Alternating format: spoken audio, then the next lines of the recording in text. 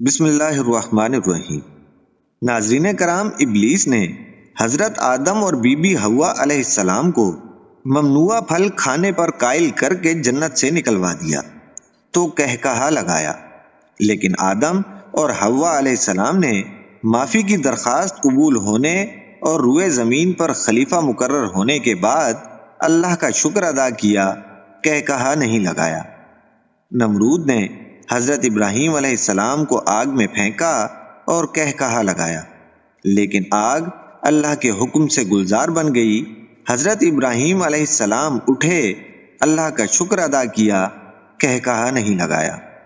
حضرت یوسف علیہ السلام کو بھائیوں نے کنویں میں پھینکا، غلام کے طور پر بیچ دیا، اپنے طور پر ان سے جان چھڑائی اور کہا لگایا۔ حضرت یوسف علیہ السلام مصر کے حکمران بن گئے، اللہ کا شکر ادا کیا، کہا نہیں لگایا۔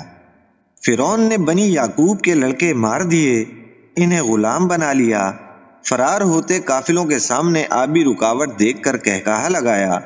حضرت موسیٰ علیہ السلام دریا کے پار اترے، فرعون کو ڈوبتے دیکھا، اللہ کا شکر ادا کیا، کہا نہیں لگایا۔ سرکار دو عالم حضرت محمد صلی اللہ علیہ وآلہ وسلم مکہ سے اس حال میں نکلے کہ تن کے کپڑوں کے سوا کچھ پاس نہیں تھا۔ مکے والوں نے اسے اپنی جیت قرار دیا اور کہا لگایا۔ 8 برس بعد سرکار دو عالم حضرت محمد صلی اللہ علیہ وآلہ وسلم فاتح کے طور پر اسی شہر میں اس طرح داخل ہوئے کہ سر مبارک احساس شکر کے ساتھ اس قدر جھکا ہوا تھا کہ اونٹنی کے کوہان سے ٹکراتا تھا۔ سب سرکش سزا کے منتظر تھے، لیکن رحمت للعالمین نے عام معافی دے دی، کہا نہیں لگایا۔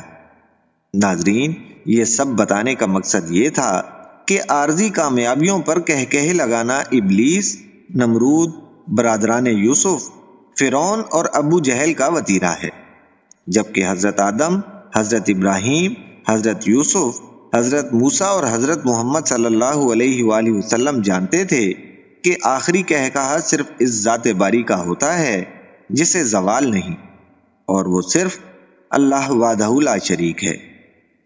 امید ہے کہ یہ مختصر سی ویڈیو آپ کو پسند آئی ہوگی۔